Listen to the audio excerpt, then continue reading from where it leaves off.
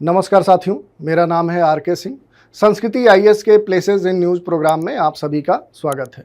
जैसा कि आप सभी जानते हैं कि हम अपने इस प्रोग्राम में चर्चा में रहने वाले स्थानों के बारे में मानचित्र के माध्यम से उन पर प्रकाश डालते हैं। इसी श्रृंखला के क्रम में आज हम जिस प्लेस की चर्चा करने वाले हैं वो प्लेस है लैटिन अमेरिका। तो आज हम जानने समझने का प्रयास करेंगे कि आखिर लैटिन अमेरिका कहते किसको हैं। क्या ये एक देश है, क्या एक कोई द्वीप है, क्या कोई ये एक बड़ा क्षेत्र है?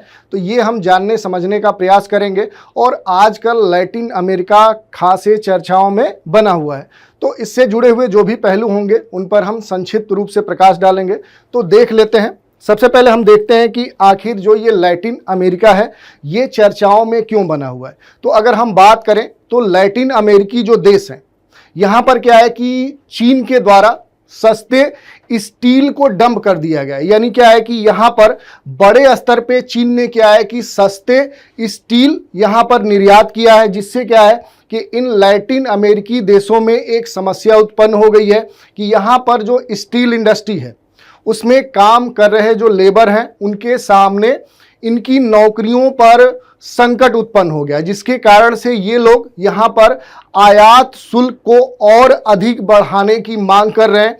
क्योंकि जहाँ पर क्या है कि यहाँ पर एक तरह से चीनी जो सस्ते स्टील हैं उनकी बाढ़ सी आ गई है और स्थानीय स्तर पे जो स्टील इंडस्ट्री है उसमें एक तरह से मंदी छा गई है, जिसके बाद से क्या है कि ये लैटिन अमेरिका और चीन खासे चर्चाओं में बने हुए। तो आज हम इसी संदर्भ में लैटिन अमेरिका के बारे में जानने समझने का प्रयास करेंगे कि आखिर जो ये लैटिन अमेरिका है ये कहते किसको है। तो सबसे पहली बात क्या है कि अगर इसके हम लोकेशन की बात करें कि इसकी अवस्थिति क्या है, इसका लोकेशन क्या है, तो इसका जो लोकेशन है, अगर हम नॉर्थ अमेरिका में जाएं यानी उत्तरी अमेरिका में, अगर आप जानते होंगे तो उत्तरी अमेरिका में सबसे उत्तर में कनाडा है, उसके बाद यूएसए है और उसके बाद क्या है कि उसके साउथ में मैक्सिको है। तो नॉर्थ अमेरिका का जो मैक्सिको देश है यहाँ से लेकर और फिर क्या है कि जो कैरिबियाई देश है, जो सेंट्रल अमेरिका है, जो सेंट्रल अमेरिका है, और इसके बाद क्या है कि जो दक्षिणी अमेरिका है यानी साउथ अमेरिका है, साउथ अमेरिका है। इस पूरे क्षेत्र को क्या बोला जाता है, तो इसी को लैटिन अमेरिका बोला जाता है। यानी इसमें आप देख सकते हैं कि इधर क्या है कि जो सेंट्रल अमेरिका है इसके लगभग 7 देश शामिल हैं और अगर मैक्सिको को शामिल कर लिया जाए तो ये 8 देश हो जाते हैं। और इधर क्या है कि जो कैरिबियाई द्वीप हैं, जो छोटे छोटे देश हैं, इसमें क्या है कि लगभग 13 इसमें देश शामिल है और इधर क्या है कि साउथ अमेरिका के इसमें 12 देश शामिल हैं। तो इस तरह से क्या है कि अगर कुल देशों की संख्या की बात करें तो लैटिन अमेरिका में क्या है कि टोटल 33 यानी 33 देश शामिल हैं। और इस तरह से क्या है कि ये लैटिन अमेरिका का निर्माण होता है। दूसरी अगर बात करें कि सामान्य तौर पे आखिर लैटिन अमेरिका इसका नाम क्यों पड़ा, तो काफ़ी पहले जब यहाँ पर क्या है कि यूरोपीय औपनिवेशिक जो यहाँ के जो रूलर थे उन्होंने क्या है कि इस पूरे क्षेत्र में जो अलग अलग भाषा बोलने वाले लोग थे, जैसे स्पेनिश, पुर्तगाली और फ्रेंच, दूसरी तरफ क्या है कि अंग्रेजी, जर्मन, डच, इनके बीच में एक कह सकते हैं कि सीमा रेखा निर्धारण करने के दृष्टिकोण से क्या है कि इस पूरे क्षेत्र को लैटिन नाम दे दिया और इसी आधार पर क्या है कि इसका नाम लैटिन अमेरिका पड़ गया। दूसरी अगर हम बात करें तो इस पूरे क्षेत्र में क्या है कि जो सबसे बड़ा देश है वो ब्राजील है, लेकिन उसके बाद जो दूसरा सबसे बड़ा क्षेत्र है वो कौन सा है, तो वो मैक्सिको है। और ये क्या है कि मूल रूप से क्या है कि नॉर्थ अमेरिका के साउथ में ये अवस्थित है। और यहाँ पर अगर हम देखें तो यहाँ की जनसंख्या ठीक ठाक है, लगभग 129 मिलियन यहाँ की जनसंख्या है। और अगर इसके क्षेत्रफल की बात करें तो वो भी क्या है कि ठीक ठाक इसका क्षेत्रफल है। और इसी कारण से क्या है कि लैटिन अमेरिका जो देश है इनमें ये दूसरे नंबर के क्षेत्रफल वाला देश है। दूसरी अगर बात करें तो यहाँ पर स्पेनिश बोलने वाले लोगों की जो संख्या है वो सबसे अधिक है। और यूएसए की भांति क्या है कि जो मैक्सिको है ये भी क्या है एक संघीय राज्य है, जिसमें क्या है कि लगभग 31 यानी 31 स्टेट शामिल हैं। दूसरी अगर बात करें कि आखिर मैक्सिको की राजधानी कौन सी है, तो जो मैक्सिको सिटी है वो क्या है कि मैक्सिको की राजधानी है। दूसरी अगर बात करें तो पूरा जो मैक्सिको है ये प्राकृतिक कह सकते हैं कि परिदृश्य में विविधतापूर्ण ये एक देश है। यहाँ पर अगर आप जाएंगे तो बहुत सारे तटीय क्षेत्र देखने को मिलेंगे, पर्वतीय क्षेत्र देखने को मिलेंगे, रेगिस्तान देखने को मिलेगा, ज्वालामुखी फैले हुए हैं पूरे मैक्सिको में। और इस तरह से क्या है कि ये काफ़ी विविधता वाला एक देश है। दूसरी अगर हम बात करें तो अगर मैक्सिको में हम जाते हैं तो मैक्सिको में क्या है कि अगर यहाँ के कुछ महत्वपूर्ण पर्वतों की बात करें तो 2 पर्वत यहाँ देखने को मिलेंगे। पहला क्या है, सियरा माद्रे ऑक्सीडेंटल, और दूसरा मिलेगा सियरा माद्रे ओरिएंटल। ये जो सियरा माद्रे है इसी का जो पूर्वी भाग है उसको सियरा माद्रे ओरिएंटल बोलते हैं, यानी इसका जो ईस्ट वाला पार्ट है, पूर्वी भाग है, तो उसको ओरिएंटल बोलते हैं, और जो इसका पश्चिमी भाग है उसको सियरा माद्रे ऑक्सीडेंटल बोलते हैं, यानी ये क्या है कि इसका वेस्ट वाला पार्ट है। इसी के साथ यहाँ बहुत सारे उच्च पर्वतीय चोटियाँ देखने को मिलती हैं। अगर सबसे ऊंची जो चोटी है उसकी अगर हम बात करें तो यहाँ पर क्या है कि सेरो मोहिनोरा जो है ये जो मैक्सिको है इसकी सर्वोच्च चोटी है। ये क्या है, इसकी सर्वोच्च चोटी है, सबसे हाईएस्ट पीक है। और इसी के साथ क्या है कि यहाँ पर आप आएंगे तो सियरा माद्रे डेल सुर देखने को मिलेगा, और बहुत सारे यहाँ पर चोटियाँ पिक्स आपको देखने को मिलेंगी। दूसरी अगर बात करें तो यहाँ पर बहुत सारे छोटे छोटे ज्वालामुखी पर्वतीय क्षेत्र है, और यहीं पर अगर आप आएंगे तो यहाँ पर क्या है कि पिको डेल ओरिजाबा ये क्या है कि एक महत्वपूर्ण ज्वालामुखी क्षेत्र है। तो ये क्या है कि ये मैक्सिको से जुड़े हुए जो महत्वपूर्ण बातें हो सकती हैं वो है।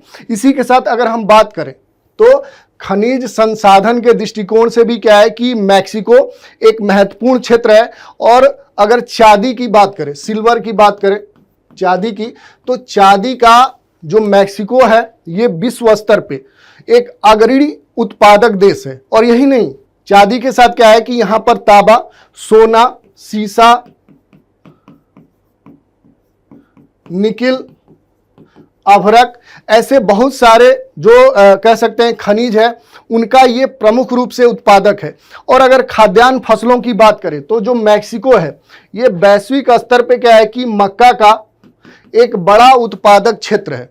और बड़े स्तर पे क्या है कि जो मैक्सिको है ये क्या है कि मोटर कार जो उद्योग है, मोटर कार उद्योग, और इसी के साथ जो इलेक्ट्रॉनिक्स जो इंडस्ट्री है ये क्या है कि मैक्सिको में बड़े स्तर पे विकसित है।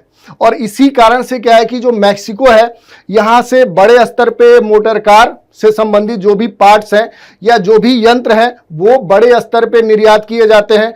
और मैक्सिको के द्वारा क्या है कि इलेक्ट्रॉनिक से संबंधित जो भी उत्पाद हैं, जो प्रोडक्ट्स हैं, उनका भी बड़े स्तर पे वैश्विक लेवल पे निर्यात किया जाता है। तो ये हमने देख लिया कि जो मैक्सिको है उससे जुड़ी हुई जो महत्वपूर्ण बातें थी। अब हम देख लेते हैं कि आखिर जो सेंट्रल अमेरिका है वो किसे कहते हैं। तो देखिए यहाँ पर क्या है कि अगर हम मैक्सिको के साउथ में आएंगे तो यहाँ पर छोटे छोटे देश हमें देखने को मिलेंगे। ये संख्या में कितने हैं, तो ये 7 हैं, और इन्हीं को क्या है कि सेंट्रल अमेरिकी देश बोला जाता है। इनकी अगर संख्या के हिसाब से देखें तो यहाँ पर क्या है कि आपको देखने को मिलेगा Guatemala, Belize, Honduras, Nicaragua, El Salvador, Costa Rica, Panama और होंडुरस। ये क्या है कि ये 7 देश हैं जिनको हम क्या बोलते हैं, सेंट्रल अमेरिकी देश बोलते हैं। और उसके बाद क्या है कि इनके साउथ में आप आएंगे तो यहाँ पर क्या है कि गल्फ ऑफ पनामा के बाद अगर आप देखेंगे तो साउथ अमेरिका का क्षेत्र स्टार्ट हो जाता है। इसी के साथ अगर हम देख लें तो जो कैरेबियाई देश लैटिन अमेरिकी क्षेत्र में शामिल है उसमें क्या है कि मूल रूप से ये छोटे छोटे द्वीपीय देश हैं जिनकी संख्या कितनी है, वो 13 है।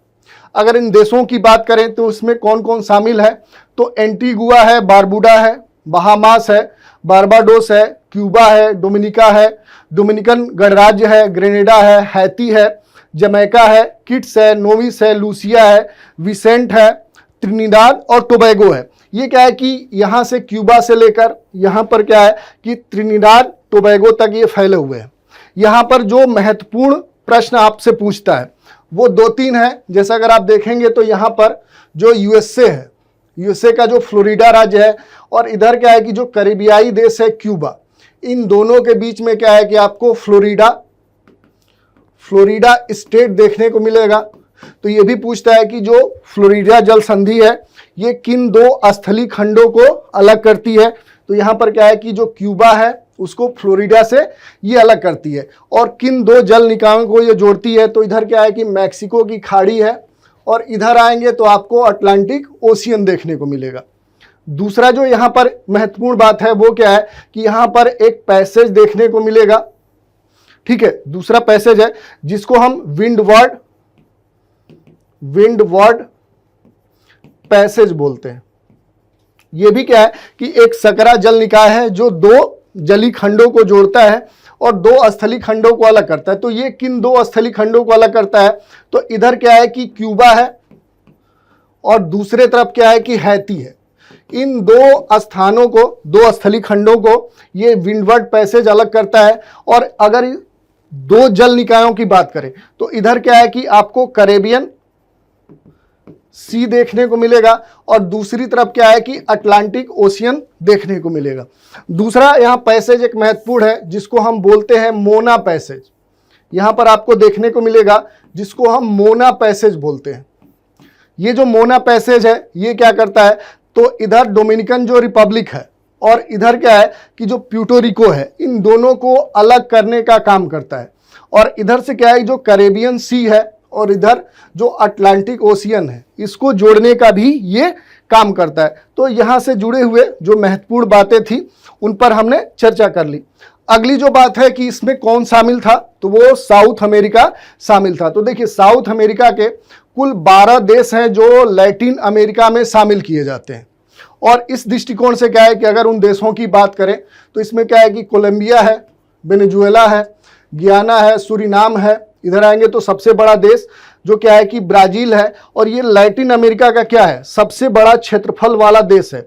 और यही नहीं, ये सबसे बड़ी अर्थव्यवस्था वाला भी देश है, यानी कि लैटिन अमेरिका का ये सबसे बड़ी अर्थव्यवस्था है। दूसरी अगर बात करें इसमें जो देश शामिल है तो इधर आएंगे तो इक्वाडोर, पेरू, बोलीविया, अर्जेंटीना और फिर क्या है कि उरुग्वे, पैराग्वे इसमें शामिल है। तो इस तरह से क्या है कि साउथ अमेरिका के कुल 12 देशों को इसमें शामिल किया जाता है। जैसा कि साउथ अमेरिका है, यहाँ भी क्या है कि काफ़ी विविधता हमें देखने को मिलती है। जैसे अगर बात करें तो इसका जो विस्तार है, इधर आएंगे तो पनामा से लेकर साउथ में आएंगे तो यहाँ पर ड्रैक पैसेज देखने को मिलेगा। इसके बीच का जो क्षेत्र है ये पूरा लैटिन अमेरिका में शामिल किया जाता है। और जो साउथ अमेरिका है यहाँ पर भी क्या है कि बहुत सारे इसकी भौतिक विशेषताएं हैं। जैसे अगर बात करें तो यहाँ पर बहुत सारे पर्वत देखने को मिलेंगे, आपको एंटीज देखने को मिलेगा, चिम्बारोजा देखने को मिलेगा, इसके साथ कोटापैक्सी देखने को मिलेगा और यहाँ पर बहुत सारे पठार भी आपको देखने को मिलेंगे। इसके साथ जो पूरा साउथ अमेरिका है यहाँ पर कुछ महत्वपूर्ण झीलें हैं, जैसे टिटिकाका झील है, पोपो झील है, माराकाइबो झील है। और अगर नदियों की बात करें तो यहाँ पर क्या है कि जो अमेजन नदी है वो यहाँ की सबसे बड़ी नदी है, पराना नदी है। और इसी के साथ जो पूरा साउथ अमेरिका है यहाँ पर बड़े मरुस्थल भी देखने को मिलते हैं, जैसे जो अटकामा है, पेटागोनिया है। और यहाँ पर ब्राजीलियन भूमि हमें देखने को मिलती है, या फिर ये भी कह सकते हैं कि यहाँ जो पूरा अमेजन क्षेत्र है वो भी काफ़ी बड़ा है। यहाँ से जुड़ा हुआ जो ग्रैंड चेको क्षेत्र है वो भी हमें साउथ अमेरिका में ही देखने को मिलता है। तो बहुत सारी विविधता साउथ अमेरिका की है। इसको अलग से एक लेक्चर में हम देखेंगे कि आखिर जो साउथ अमेरिका है इसकी कौन सी प्रमुख विशेषताएं हैं। और इसी पर क्या है कि एक प्रश्न देख लेते हैं। प्रश्न क्या कह रहा है कि निम्नलिखित कथनों पर विचार कीजिए। विंडवर्ड पैसेज प्यूर्टोरिको को हैती से अलग करता है। दूसरा कथन है मैक्सिको विश्व में कोयले का अग्रणी उत्पादक देश है। तीसरा है मैक्सिको में डच भाषा बोलने वाले लोगों की जो संख्या है वो सबसे अधिक है। चौथा कथन है लैटिन अमेरिकी देशों में संयुक्त राज्य अमेरिका भी शामिल नहीं है। और फिर कहा जा रहा है कि उपयुक्त में से कितने कथन सही है। पहला विकल्प है केवल 1, बी है केवल 2, सी है केवल 3 और डी है सभी चारों। तो इस तरह से हमने देख लिया कि आखिर जो लैटिन अमेरिका है ये आजकल चर्चाओं में क्यों बना हुआ है। दूसरी कि आखिर लैटिन अमेरिका कहते किसको हैं, इसकी अवस्थिति क्या है, इसमें कौन कौन से विश्व के क्षेत्र या देश शामिल किए जाते हैं और इनसे जुड़ी हुई जो महत्वपूर्ण बातें हैं जो आपके लिए महत्वपूर्ण हो सकती है, उन पर हमने चर्चा कर लिया। तो आज के इस एपिसोड में इतना ही। नए एपिसोड में एक नए स्थान के साथ फिर मिलेंगे। तो आज आप हमारे साथ बने रहें, इसके लिए धन्यवाद।